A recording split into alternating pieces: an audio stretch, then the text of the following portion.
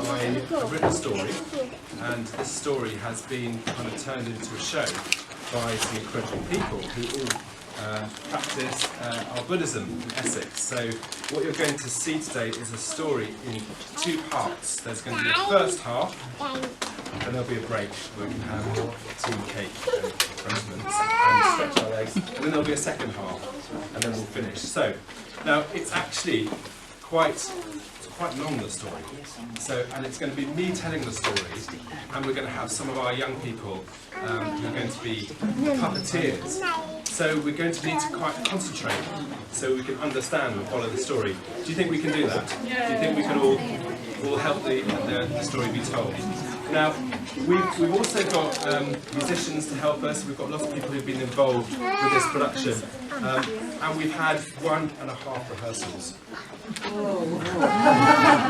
had one rehearsal 2 weeks ago, and then we had half a rehearsal this morning, and we've had all sorts of things that have kind of got in the way of us coming together to make this as polished as we would want. But we're just going to go with it and trust, and I think you can help us tell the story.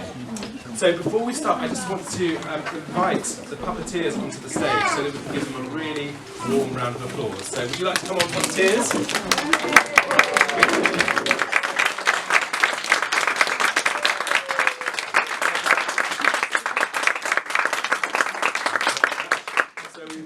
Nora, Carla, Sky, Lotus, Jerome, Chintzia and Eleni. So let's clap them back off the stage. We have our composer and musician, one-man band, Richard. So let's give him a big round of applause. We have our incredible scenic interpretation created by John. We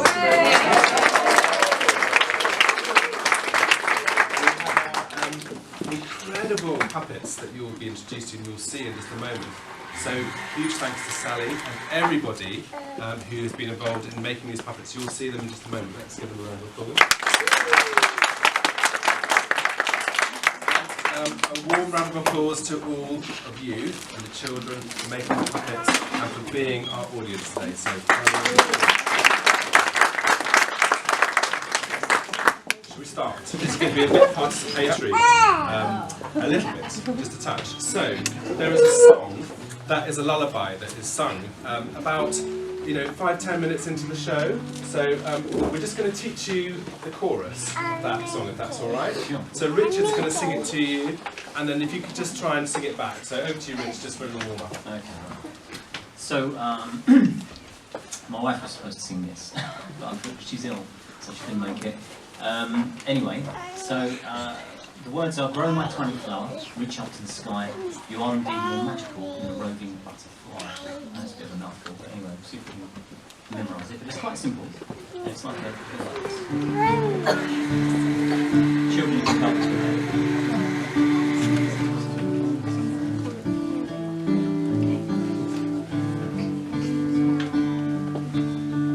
Grow my tiny flower, reach up to the sky. You are indeed more magical than a roving butterfly. Grow my tiny flower, reach up to the sky. You are indeed more magical than a roving butterfly. Grow my tiny flower, reach up to the sky. You are indeed more magical than a roving butterfly. Grow my tiny flower, reach up to the sky. You are indeed more magical than a roving butterfly. Okay, great. So when you hear that chorus, please join in.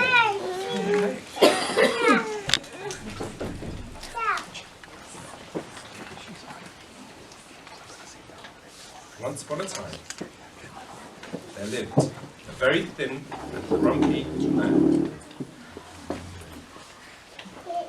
He lived in a wooden house high in the mountains. He was thin because he had never been taught how to cook well. He was grumpy because he found that his life was hard and lonely. The children in the local village called him the Blue Man because his nose, his lips and his cheeks appeared blue, particularly on a cold day. The children sometimes sneaked out of the village and climbed up into the hills to catch a closer look at him. If the Blue Man spotted them, he would wave his arms and yell, and they would all run away as fast as they possibly could, not stopping until they were safe back inside their own homes. The Blue Man kept himself away from the village because he had decided that he didn't like people. He thought they were nosy and a nuisance. This was a little strange, as he kept a telescope that he would like to look through down at the village to spy on the villagers.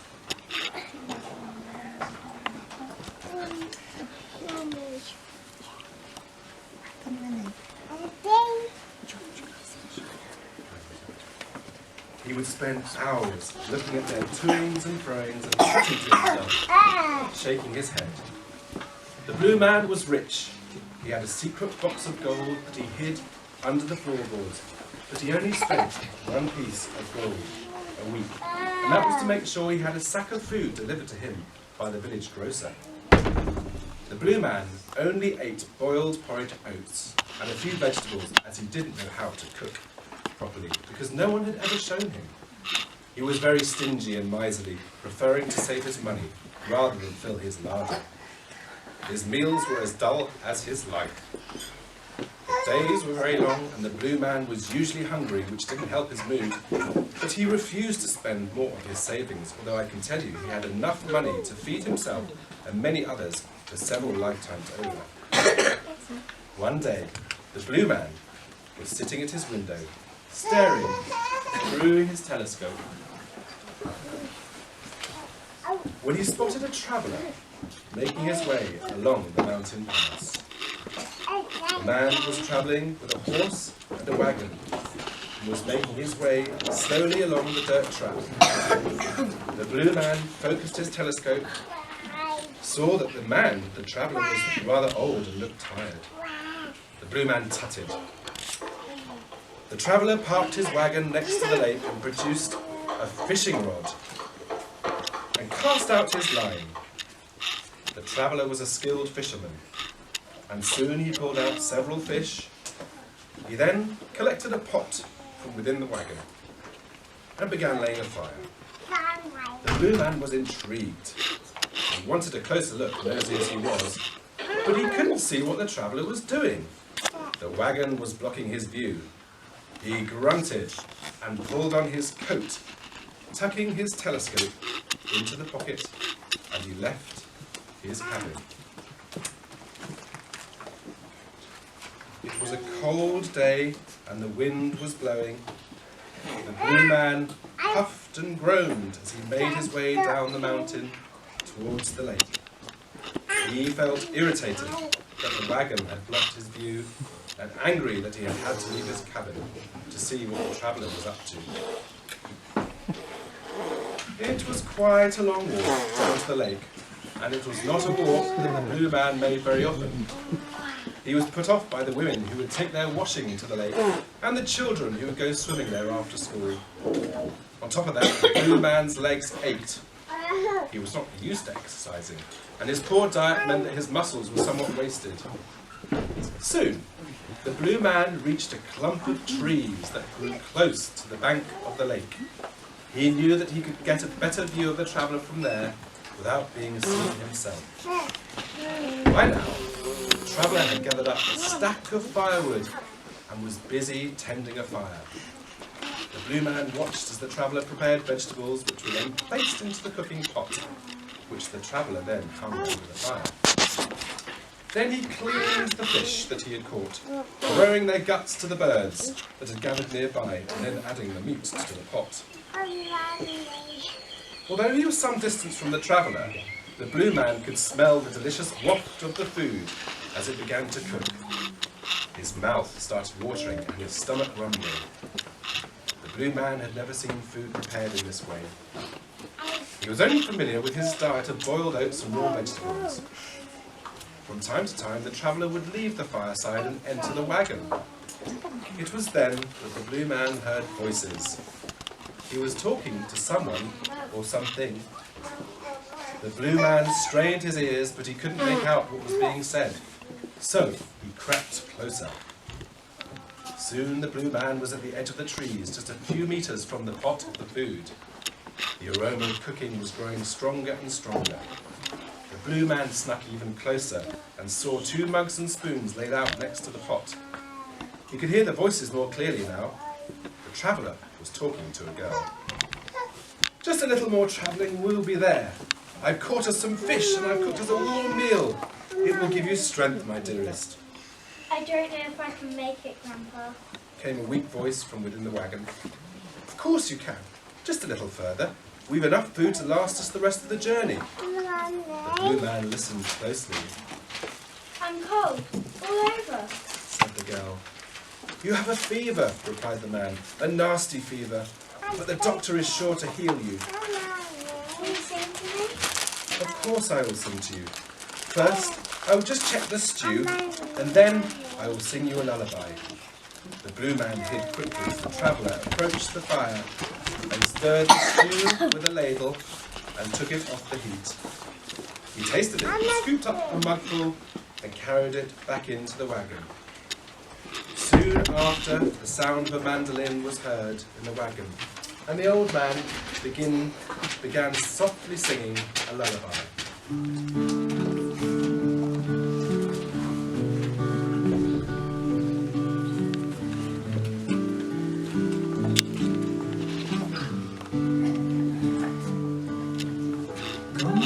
Tiny flower, reach up to the sky.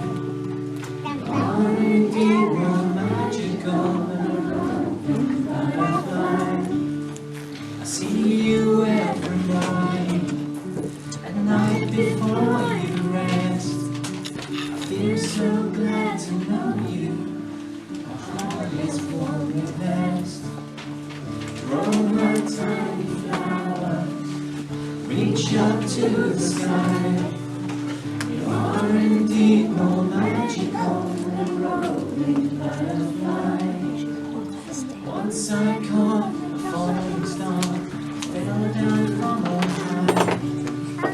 It sparkles and it shimmers slow, so pretty to the eye. Grow my tiny flower, reach up to the sky. You are indeed more magical than a butterfly. Good people are so gentle, they love their mother earth. They bless each tiny creature and understand their worth. Grow my tiny flower, reach up to the sky. You are indeed more magical than a roving butterfly. Grow my tiny flower, reach up to the sky. You are indeed more magical than a roving butterfly. As the traveller sat, the blue man crept towards the pot and sniffed the stew. What a delicious smell! Before he knew it, the blue man had picked up the other mug and filled it. He lifted the mug to his blue and rather hooked-shaped nose and sniffed more deeply. His eyelid flickered. Before he could stop himself, the mug was at his lips. Oh, the taste! Oh, the sensation! Oh, the feeling! He drank it and chewed it and then helped himself to some more. The weak and miserable blue man felt the goodness of the soup flood through his body. He hadn't tasted anything as nourishing as this before. Strangely, when he drank the soup, his complexion seemed to change. The blueness of his lips and cheeks seemed to fade a little. Perhaps it was the warmth of the soup. Something had changed in the blue man's face. The sounds of the singing continued in the wagon, and the blue man, having drunk 4 mugfuls of stew, decided that he was full and needed to sit down. He walked sleepily over to the tree and got comfortable, and finished the last of the soup in the mug. As he listened to the lullaby, his eyelids drooped, and soon he was fast asleep. The sun began its descent in the afternoon sky, and the lake reflected a magnificent light show of oranges, purples, blues and white. The traveller stepped out of the wagon and stretched. "Oh, she's fed and asleep," he uttered to himself, and stepped down from the wagon, eager to eat some stew for himself. He peered into the pot, and was amazed to see that it was near enough empty. "What? How does this happen?" he said to himself. "I made a full pot of stew, and now there's nothing left but the dregs. I need to feed myself. I've nothing to feed myself, nothing to feed my granddaughter in the morning. Who could have done this?" The traveller stood up and scanned the dirt track. There was no one there. And then he spotted the legs of the blue man, who was resting against a tree, snoring away. "Well, I never, there's the culprit, fast asleep. He's even got my drinking mug. We'll have a mind to tell him off, that naughty man. But he does look awfully thin, and his face is very blue, and his clothes are rather worn out and raggedy. He must be in a bad state. He looks like he's having a good sleep too. Perhaps I ought to leave him. But still, it's a blow to me indeed." The old traveller was a kind gentleman, and he always considered the needs of others as well as his own. Without making any fuss, he took his fishing rod and cast the line back into the lake. "Maybe I'll be lucky enough to catch another fish or two before sunset, although I must be on my way soon if I am to reach the village before dark." The villager cast out his line again and again, but his luck was out. He packed away his rod, the cooking pot, and carefully took the mug from the blue man. He took a pen and paper and wrote a note, folding it and slipping it into the blue man's coat pocket. As he did so, the sun gave a brilliant final dazzle of light before setting on the horizon.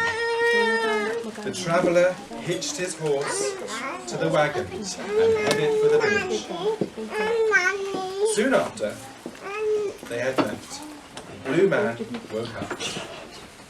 There was the faintest glimmer of a smile on his face, but that was almost immediately replaced by the usual scowl when he realised that he felt cold and that he was some way from his home. He felt disappointed that the wagon had gone. He wanted to know what the traveller was going to do next. He was curious about the fate of that ill child. Besides, he'd enjoyed the soup, and although he wouldn't admit it, he had enjoyed the singing too. It did not occur to him to think about how he himself had stolen soup, and whether or not that had caused any problems. It was a steep climb back up the mountains, and the light was fading. Night animals were beginning to stir, and the blue man felt frightened. The sounds of the day were being replaced with nighttime sounds. An owl hooted, and somewhere up above, the blue man felt his heart beat rapidly. Soon he could barely see his hand in front of his face as the sun set completely. The pathway became steeper, and the blue man's breathing got faster. Somewhere in the distance, he heard a shrill barking sound. He quickened his step and strained his ears against the night. Suddenly something flew from under the branches of a nearby tree, creating a loud flapping noise. The blue man's fear of the dark was turning to anger. He blamed the traveller for luring him away from the safety of his cabin, for tricking him into drinking that warm soup, and for sending him to sleep with the lullaby. He began to curse him under his breath, calling him names. But as he did so, his chest became tight and achy. He quickened his step again, gasping as he went. Suddenly he heard a barking sound nearby, and then a rush of feet. The blue man was terrified, and he ran as fast as he could. He tripped and fell. And at last, he grazed his knees and his hands, and too scared to think on, he rushed on ahead till he reached his cabin. He pulled open the front door and shut it firmly behind him, locking it. He collapsed onto his only chair, puffing and panting and shivering pathetically. The blue man felt very sorry for himself. He lit a candle and inspected his bruised knees. His chest was aching. He He rubbed a withered bluish hand over his breastbone to ease his comfort, and as he did so he felt something brush against his fingers. It was the letter from the traveller. The blue man pulled it out inside his coat pocket and looked at it in astonishment. What was this? He unfolded the letter and stared at the words which were written in a neat hand. Consider the stew as a gift from a friend. One day please repay this kindness with a gift of your own. Sir, I wish you well. The blue man stared at the letter. He was stunned, shocked, surprised. He had been caught out. The traveller had worked out that he had taken the stew, but he had not reprimanded him or done anything bad to him. He had only written this letter. He must have done it while he was sleeping. The worst part for the blue man was the line instructing him to repay the kindness with a gift of his own. He read the words again and again, and then threw the paper to the floor. He did not know how to repay kindness. He did not know how to be kind, so how could he? The blue man stood up and stamped angrily on the letter before getting to bed. As he did so, a great crack of thunder shook the cabin, and rain began to batter down on the cabin roof. The wind began to howl, and a fierce storm took hold. The blue man had trouble sleeping that night. He could not get comfortable in his bed. This was nothing unusual, as his bed was plain and had few covers on it. The blue man was too miserly to spend his fortune on such a thing as a decent bed. So he lay there trying to get the thoughts of the traveller and the letter out of his mind. But it was no good. The storm raged noisily outside, and in his head the blue man's thoughts went round and round until he did the thing that he often did to comfort himself. Can you guess what that was? He counted his money. He sat up on his bed and lit a candle. He checked that the door was locked, and then taking one last look round his cabin to ensure there were no prying eyes, although who is expected to see is beyond me, he crouched down and pulled up a loose floorboard and lifted out his ears firm as he strained to hear any further sound. Thunder roared across the mountains. The coin dropped from his face back into the box with a clink.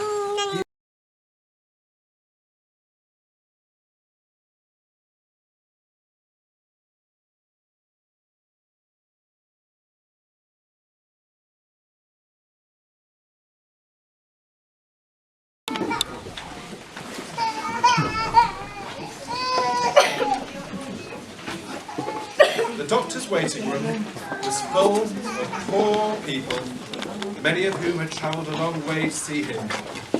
There were elderly folk with sore ankles, women with bandaged arms or old men with bad chests, and children wailing on their mothers' laps. The traveller and his granddaughter sat in the corner. He was humming a lullaby to her as she sat pale and weak on his lap. At long last, the doctor's head appeared around the door, and he beckoned to the traveller. The frail old man carried the girl as steadily as he could, and they entered the doctor's consulting room. The doctor examined the girl, took the temperature, and shook his head. Just at that moment, the door swung open, and there stood the blue man. "What on earth?" exclaimed the doctor. "Well, I never," said the traveller. "Do you know this man?" the doctor asked the traveller. Yes, I do," the traveller said, a little amazed. "He's a friend of mine." The traveller smiled. The blue man put his hand into his satchel and pulled out a handful of coins. "Make her better," he exclaimed, thrusting the coins at the doctor. "What? Make her better now," exclaimed the blue man, his face shining a strange purplish colour. Well, she's very ill," replied the doctor, somewhat startled. "She needs proper food and rest, somewhere she can recover, somewhere comfortable and warm, and she needs plenty of good medicine. She has a nasty infection." The traveller was stunned. The blue man threw the coins on the doctor's table. "Hurry up, doctor, and get the medicine." The doctor blinked and hurriedly gathered several bottles from off his shelf. spoonfuls of this in the morning for the fever. Grind some of this into the tea for the infection. 3 cups a day and 2 helpings of this one for the immune system. That should do it. Add something for a sore stomach. And something for a sore stomach, added the blue man. Take this one. Morning and evening, replied the doctor. The blue man grabbed the medicines and headed for the door. His eyes were shining and his cheeks glowed a rich magenta. Then he turned. Well, come on then. You're coming with me, he ordered. The traveller man blinked in surprise and followed the blue man, carrying his granddaughter, who had fallen into a peaceful sleep. Thank you, doctor, he added as he left the room. In the waiting room, the blue man threw a fistful of coins into the air and yelled, "That's to pay for medicine!" And with that, he left, followed by the traveller. The grocer was outside with his cart. Out came the blue man, his face positively glowing and beetroot colour. He was more animated than ever. The blue man made his way over to the carriage, to where the grocer was. Roughly. Back to my home, he roared. Follow us, he called to the traveller. The grocer was amazed. We will need fish and fruit and vegetables and a new bed. We'd better make that 2 beds, so we will need the carpenter and some more bedding, and we will need plenty of firewood and lots of soup. We will make lots and lots of soup. Well, come along. We have to go to the village to get everything ready. Come along, hurry up, man, hurry up. The grocer geared up his horse, and off they went with the traveller, following close behind. Before long, they arrived back at the village. The blue man leaped out of the wagon and pulled the grocer with him. Take me to the carpenter, and then to the shops, and then to the baker's. Come along, there's no time to lose. The villagers barely recognised the blue man. So changed he was in appearance. So changed was he in appearance and mannerism that they thought mostly it was a rich stranger from out of town. The blue man paid each person handsomely for the goods that he bought, and he instructed the carpenter to set to work straight away and build 2 beds for him. If he was to finish by sunset, he would be paid double. Suddenly the village was buzzing with activity. The children crowded around this strange gentleman. Children, show your puppets.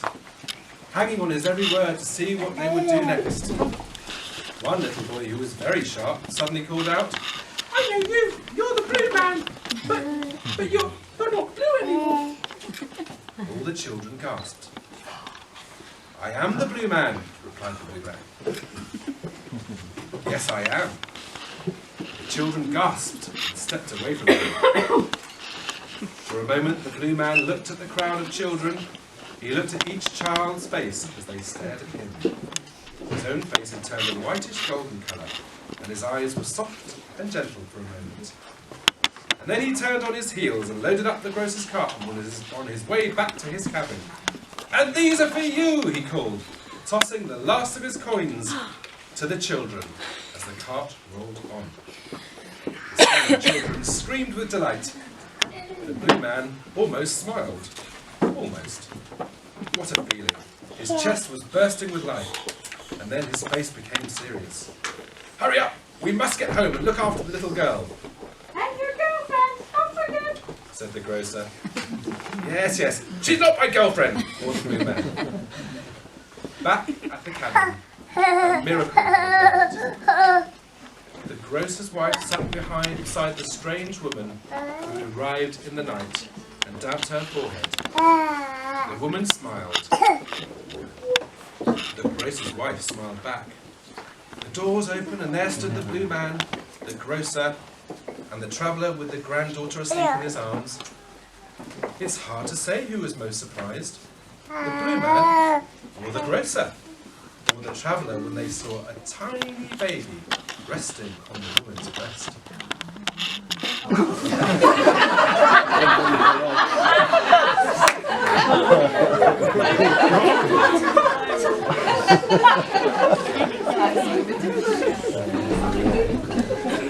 The woman looked up, and her face broke into a great smile. Father! Father! The traveller stepped forward.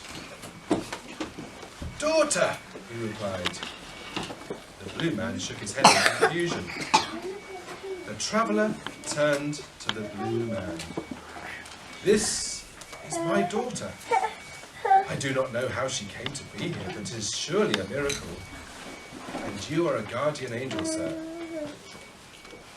The traveller laid his granddaughter on the bed next to the woman, who covered her, over with blankets, kissing and cuddling her. The newborn baby was dozing at her breast, and the mother kissed her two children. How is she? Asked the woman. Sick, but this kind man has brought her medicine, all the best medicine, and food, so much food. The blue man sat in his chair, quite dumbfounded. The grocer brought in the provisions and the firewood and placed everything neatly on the table. Everyone kept so quiet so as not to disturb the peaceful sleeping of the two children. After a while, the grocer's wife stood up and kissed the woman's forehead, and then kissed the baby on the head. We'd best be on our way, she said to her husband. Thank you, dear friend, said the woman to the... It was my pleasure, replied the grocer's wife. She then walked over to the blue man and kissed him on the cheek. You are a good man, she said. A good man. The grocer and his wife left quietly, and the blue man could only sit in silence, worn out from the exertions of the day. That afternoon, the carpenter delivered 2 newly made beds, which he brought into the cabin, and the traveller man prepared a delicious soup. The girl took plenty to eat and drink, and drank her medicine. The blue man ate a second good meal in as many days, and this time it was shared with his guests. He had not shared a meal with others for years, and it was quite the most wonderful experience. After eating their fill, the grown-ups talked as the children rested. The traveller explained how he lived with his daughter and granddaughter in a tiny hut the other side of the mountain pass. They were farmers and struggled to make ends meet. The little girl's father had left to find work in the city and had not returned for several months. The woman explained how the great storm of the previous night had caused a landslide and turned their home to rubble. There was nowhere for her to go except across the mountain pass to seek shelter. She had walked for many hours through the great storm and had almost been ready to give up, when in the distance she had seen the flickering light of the blue man's cabin. The blue man remembered how he had lit his candle in the middle of the night to count his money. It was that candlelight that had saved the woman. Later that evening, a blazing fire warmed the cabin, and the traveller took out his mandolin and sung a lullaby to the newborn baby and his granddaughter.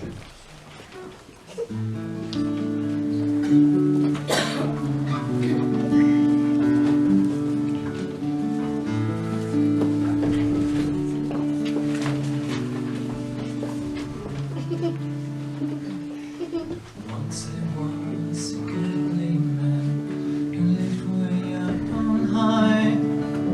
He never knew his valor till a man came passing by. The good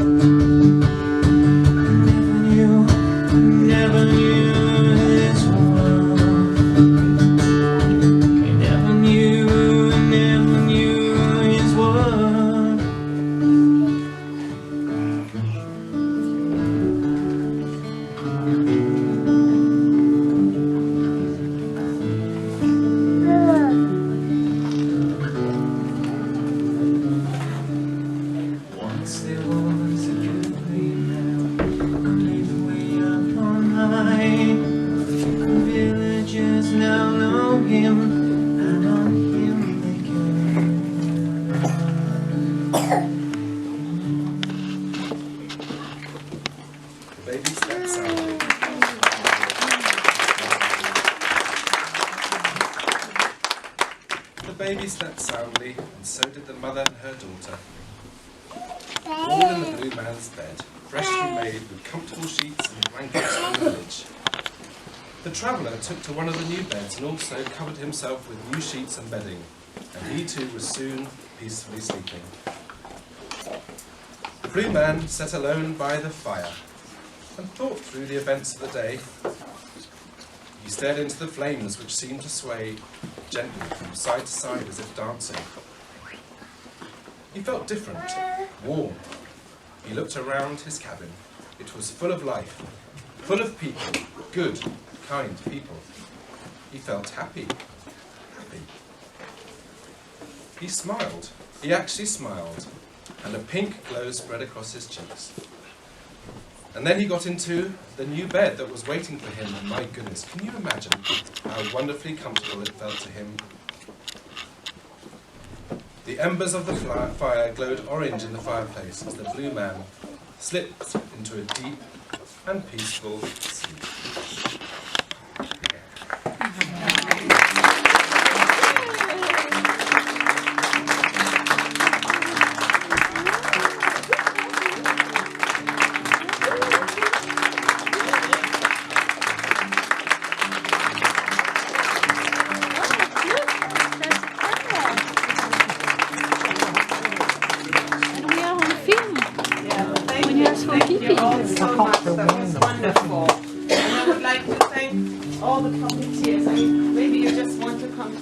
Walk on so we can all thank everybody together. Yes. Come on, puppeteers. Yeah, just come back on, please.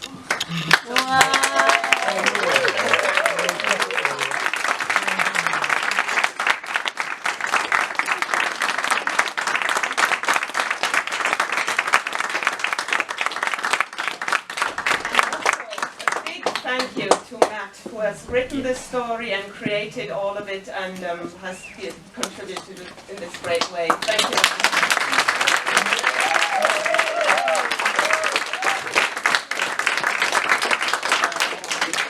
Thank you very much, Richard, too, for contributing this wonderful music, and also to Rachel, who cannot be with us, and for you to fight the illness. And thank you very much. That was lovely.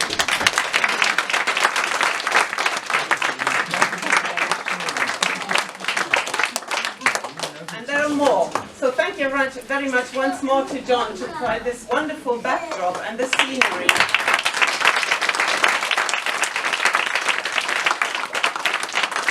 And thank you to Sally and Sarah, who together created these wonderful, these fantastic puppets with these expressive faces and wonderful.